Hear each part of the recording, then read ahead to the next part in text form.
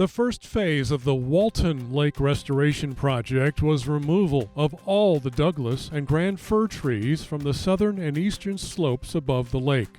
The trees were removed because they were infected with laminated root rot, a disease that weakens trees, making them susceptible to falling without warning.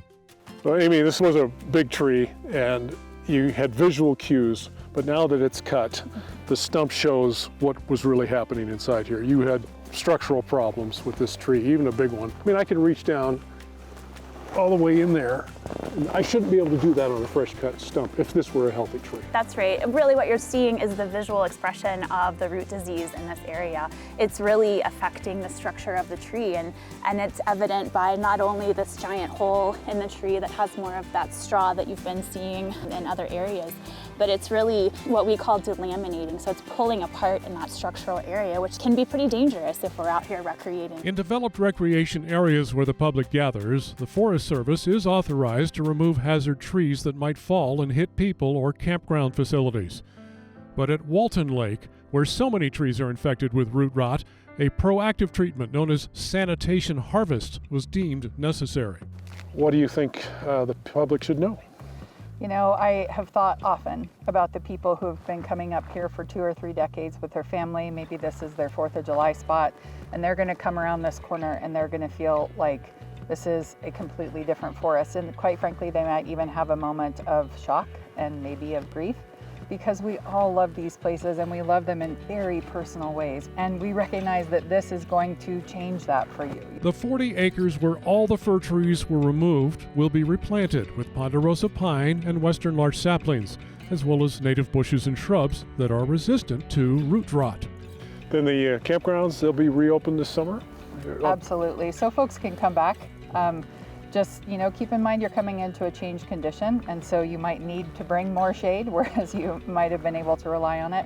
And I feel so much more comfortable bringing my family in here, and I would feel more comfortable with you coming in here now that we have done this work, because we have minimized what we knew was a risk, and that's going to help people have a better experience. Environmental activists criticized the sanitation harvest as an excuse for timber companies to cut trees.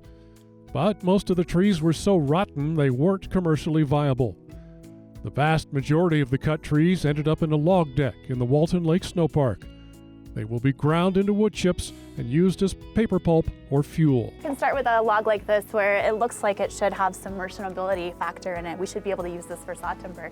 But if you come in closer, you can start to see there's some rot in this area. It's starting to pull away and look like it's starting to delaminate, which ultimately over time look more like this. And you can see in this case right here that we can just pull the core right out. There's nothing holding it together. The second phase of work will be performed by loggers on foot with chainsaws to reduce impacts on public facilities. The loggers will be looking up for dead branches and conchs, indicators that a tree is riddled with fungus. And so should you when visiting places where root rot exists. If you're walking out and you are maybe sitting at a lunch spot, and look up and see if the tree that you're sitting under has these. All of these right down the line here show the signs of decay on the inside of this tree. Now, when we've been looking at these trees, all of that middle is just straw. And so if you're in a place that has some wind, you're really at a risk for failure there. What do you wish the public understood about this process and how it was done and where it's going from here? It was a very thoughtful process, and in the name of safety, this is an area that is so important to folks on the Ochiko. We ask people to come recreate here. It's a beautiful area, and I hope that people can come back and still create the memories here and know that they can do that in a safe way, because we've treated what we needed to on this landscape. From Walton Lake in the Ochiko National Forest, I'm Brooks Snavely for The Great Outdoors.